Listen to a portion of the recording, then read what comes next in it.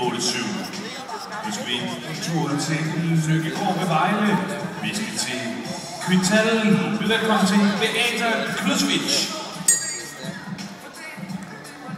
Men der havde været lige så stærkt fra start af. I etteren, så har hun også været 2 sekunder hurtigere faktisk. Så det er faktisk lidt ekstremt, hvor man begynder at spille ordentligt.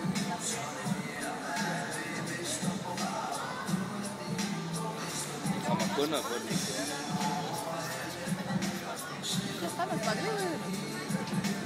Der kommer også kunder på den der i morgen. Ret så kommer kunder på det sidste lidt stævne. Altså, man kan den her også. Det er jo lidt Der er lidt rart. det er lige godt, det er godt, det er godt. Nej.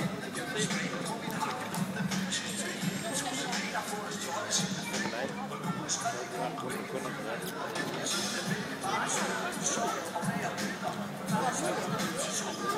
It's the final countdown.